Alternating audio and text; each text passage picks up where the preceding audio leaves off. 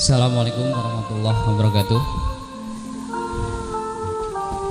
Mohon maaf Bu ya, kami tertarik dengan ayat Al-Quran. A'udzubillahi minasyaitonirrajim. Wa nunazzilu minal Qur'ani ma huwa syifaa'un wa rahmatul lil mu'minin wa la yazidu dzalimina illa khasar. Yang saya tanyakan, syifa di sini apakah sebagai obat fisik apa psikis?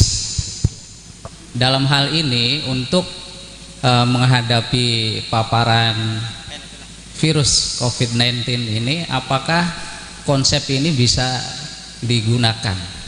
Terima kasih. Assalamualaikum warahmatullahi wabarakatuh.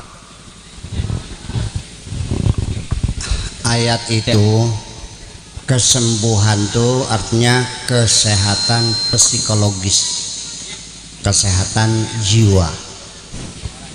Para dokter sepakat, dengarkan baik-baik, sesungguhnya manusia itu tidak sakit.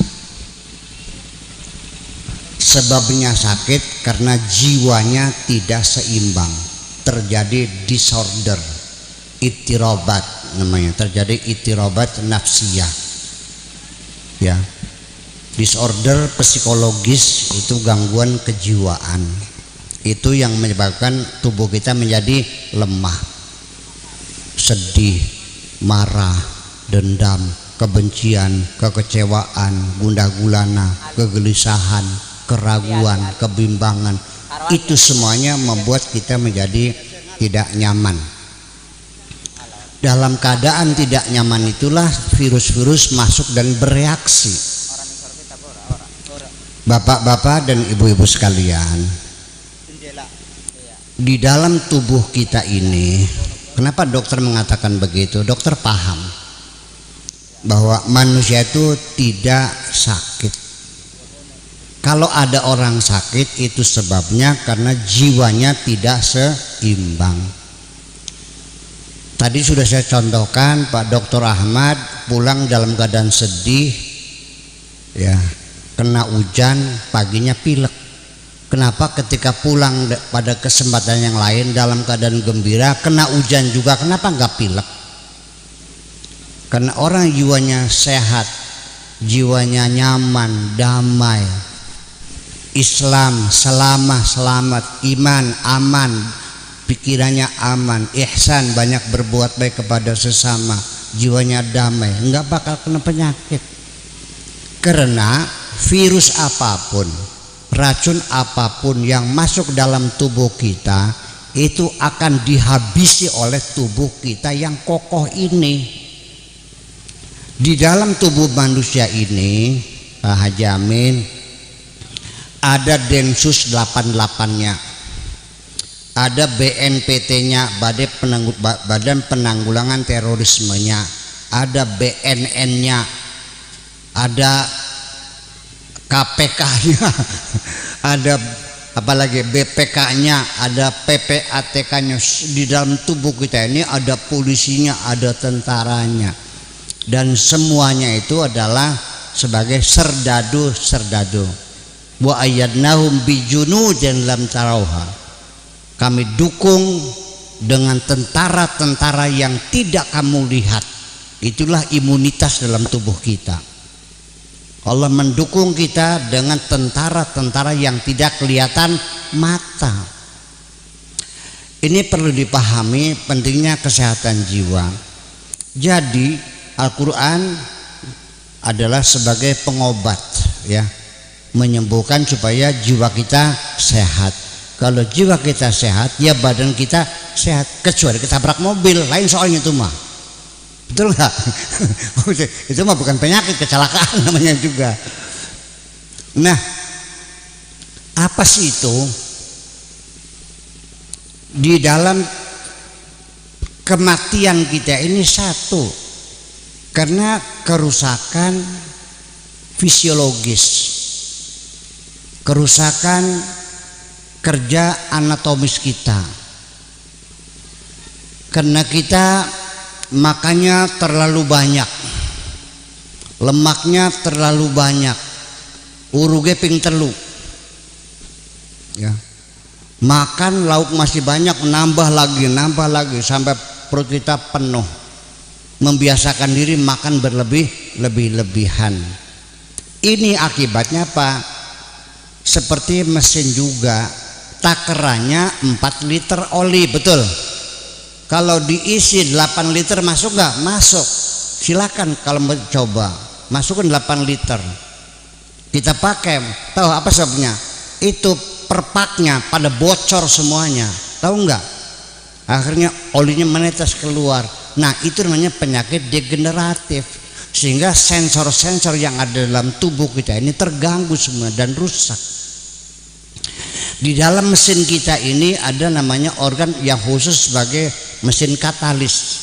Kayak di Balongan tuh sebelahnya Pertamina itu apa namanya tuh? Pabrik plastik tuh apa namanya tuh? Hah? Politama, iya. Itu adalah katalis, memisah-misahkan mana jadi oli, mana jadi apa namanya plastik, mana jadi, itu semuanya dipisah. Tubuh kita juga sama, punya mesin katalis. Yang kita makan apa? Sama, tempe, tahu, sate, sambal goreng, dendeng, sama. Setelah masuk itu lalu diolah oleh perut kita, dan kita nggak pernah ikut karena yang bekerja otak bawah sadar, bukan otak sadar kita. Itu diolah semuanya, vitamin A, vitamin B, vitamin C, vitamin segala macam dipisah-pisah, ada gulanya, kolesterolnya, semuanya itu diolah dan dipisah-pisah, lalu dimasukkan ke dalam darah kita menjadi energi.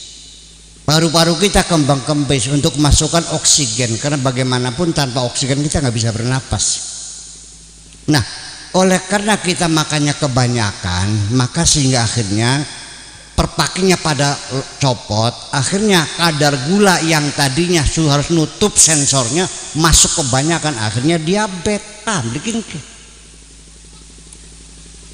Karena makanya nggak pakai aturan, maka kolesterolnya sebetulnya 160 sudah tutup, minimal 200 itu sudah selesai karena sudah cukup, karena kolesterol itu 100 sampai 200. Karena kita makannya berlebihan, perpaknya pada rusak semuanya, akhirnya kolesterolnya kesedot kebanyakan sampai 300 sampai 400, ya modar. Gula juga sama, sampai 500, gimana lagi? Kenapa? Karena sensornya macet, nggak bisa jalan. Itu namanya penyakit degeneratif. Obatnya saya kembali kepada pola hidup yang sehat. Ayo dipaham-paham sih nama. Iya kan? Nanti apapun yang masuk dalam tubuh kita, apakah itu partikel asing, apakah itu virus, apakah itu kuman-kuman, apa itu bakteri, nggak ada masalah. Tubuh kita bisa beradaptasi dengan itu semuanya. Saya mau nanya deh, ibu-ibu makan nasi basi, mules nggak bu? Makan dagingnya sudah busuk, mencret enggak? Tapi kenapa orang beriman yang tinggalnya di pinggir tempat sampah makan sisa-sisa orang kok nggak pernah diare? Nah, dengerin baik. Pengen nggak sakti, digigit ular nggak mati? Bisa. Masukkan bisa ular sedikit demi sedikit dalam tubuh kita sampai darah kita beradaptasi dengan bisa ular. Dicokot nggak bakal apa-apa, percaya nggak? Karena beradaptasi namanya. Nah, demikian juga ketika tubuh kita lemah, tidak bisa melawan virus, tidak bisa melawan bakteri, ya kita dikasih antibiotik. Tapi lama-lama nanti virusnya beradaptasi dengan antibiotiknya kalau makan terlalu berlama-lama, betul nggak? Hanya 3 hari antibiotik boleh kita konsumsi, lebih dari itu akan berbahaya, menimbulkan jadi beradaptasi, beri mempan maning nantinya, nggak mempan, sehingga akhirnya datang dokter lagi ditambah obatnya 3, sakit lagi 4, suwe-suwe setrowok obatnya. Nah, itu seperti itu. Nah, makanya saya ingin ngasih, kenapa sifat di situ kita yakin, karena itu kesehatan psikologis. vaksinasi itu apa sih sebetulnya? Itu adalah virus yang sudah dimatikan ya, lalu dimasukkan dalam tubuh kita. Untuk apa? Untuk berkenalan, artinya titip kepada tubuh kita, terutama untuk white blood cell atau namanya leukosit, dititipkan. Kinang titip ya, kalau ada makhluk seperti ini adalah musuh kamu. Nah nanti ketika di apa dulu itu cacar ya, disebek.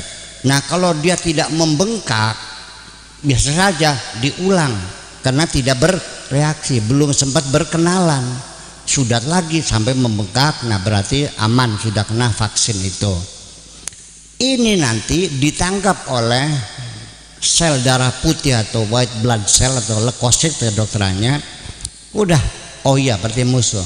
Nah ketika nanti ada kemasukan virus tuberkulosis masuk tubuh kita, ini darah putih sudah kenal. Begitu musuh kamu nih, langsung tangkap, langsung dibantai. Bagaimana cara kerjanya leukosit itu membantai virus itu? Caranya adalah dengan menangkap virus itu melalui mengembangkan membran plasmanya, langsung dikirim ke ruangan pembantaian namanya endosom. Ini nggak kelihatan mata, sel darah putih itu tidak kelihatan mata, sangat kecilnya. Setelah dibantai dikirim ke ruang mayat namanya isosom. Itu cara kerjanya. Jadi sebabnya virus itu menular, berkembang dalam tubuh kita karena leukosit itu sendiri atau sel darah putih sendiri itu tidak kenal itu musuh. Jadi interogasinya terlalu lama. Saudara siapa? Saya virus tuberkulosis. Dari mana asal Anda? Alamatnya di mana? Tujuannya apa? Ada berapa pasukannya? Terlalu lama interogasi, akhirnya virusnya keburu berkembang dulu. Maka disitulah tidak bisa mengatasinya. Paham bikin cara kerjanya? Paham nggak? Itu apakah partikel asing, apa pecahan seluler, apakah itu virus, apakah itu bakteri, semuanya dihabisin semuanya. Tetapi bagaimanapun juga ini kita akan bekerja dengan sempurna, semua diperbaiki kalau kondisi jiwa kita dalam keadaan kondusif, aman dan damai. Betul enggak? Negeri ini saja kalau terjadi perang saudara, ribut terus, saling kafir mengkafirkan terus menerus, remek beli jagatnya. Lah itu makanya udah selesai. Nah lalu gimana? Itulah makanya kita nggak usah khawatir. Termasuk ibu-ibu kepengen awet cantik nggak bu? Jangan pernah menyimpan dendam dan kebencian. Wong wadon bakal lagi bahagia nyengire ayu pisan, tapi bakal lagi rungsep hatinya, lagi mengkal blesak rene kah. Ketika kondisi jiwa kita sedang terganggu, disorder, sel-sel yang rusak itu tidak tergantikan secara sempurna. Ya, jadi seperti itulah Bapak-bapak Ibu sekalian, bahwa kita kembali kepada Kanjeng Nabi Muhammad. Dia pernah dikirimi dokter oleh Raja Mesir. Sampai berbulan-bulan dokternya malu, makan nganggur. Dokter nanya, "Wahai Muhammad, saya tugasnya apa?" "Oh, kamunya nggak sakit-sakit, saya malu." "Ya udah pulang-pulang aja lah, sana lah. Nggak pernah sakit ya." "Ya kenapa nggak pernah sakit?" "Ya karena jiwanya seimbang. Jangan pernah menyimpan dendam dan kebencian. Gelis tua aja bilang andel." "Iya, umur 40 jadi kesot kabeh sepribet maning." "Bu, umur 40 pada kesot sepriben. Nyong nyewot bayar salah dikane. Bulan kau sing gede pangapurane, makanya berjiwa besarlah. Karena dendam kebencian itu menyebabkan sel-sel yang rusak tidak terganti dengan sempurna. Akhirnya cepat kecot. Perempuan itu ibu-ibu sekalian, umur 40 tuh lagi di puncaknya kecantikan, tahu nggak? Baka pitulah semua bukan cur kan enggak. 40 ini lagi di puncak kecantikan. 40 sampai 50 masih stabil, ajeg cantiknya tuh. Nah dari 50 ke 60 baru melandai. Nah 60 70 terjun bebas. Ya iya dong, ya udah hati-hati aja, itu tidak bisa dihindari dan akhirnya kita semuanya mati. Tapi minimal kan kebahagiaan kan durasinya diperpanjang dong. Iya, jangan hanya 7 bulan pengantin anyar sampai 7 bulan, setelah itu kita sengsara semuanya, ngapain? Nah itulah makanya percayalah bahwa di dalam tubuh kita yang aneh lagi begini, ini sel darah putih kan ada kematiannya, betul nggak? Kan divaksin, dia ingat kan, oh ya ini musuh. Ketika dia mati kan ganti sel baru yang baru lagi. Kenapa dia ingat? Oh sebelum mati sel yang lama melakukan copy paste kepada sel yang baru. Luar biasa sekali. Nah ini persoalannya, dan tidak pernah menyimpang. Wis gak hebat Gusti Allah ya, Allah itu hebat lah. Nah makanya Al-Quran itulah, hanya sayangnya Al-Quran yang tadinya adalah ayat-ayat motivasi membuat kita percaya diri, kita bersabar, kita tawakal, kita menerima segala ketentuan Allah semuanya, habis tidak pernah dikorek-korek. Yang dikorek-korek hanya masalah hukum. Bagaimana hukumnya, bagaimana, pegel kah kita kah? Dialog lagi nanya pakai bagaimana hukumnya lagi, ya Allah Rabbi. Pak Kiai bagaimana hukumnya, kita ngantongin HP, sedangkan di HP ada rekaman Al-Quran 30 juz. Bagaimana hukumnya kita mengantongi HP, berarti ada Al-Qurannya kan ya. Jadi gimana kalau kita buang air boleh ngantongin? Ya Allah, males saya menjawabnya.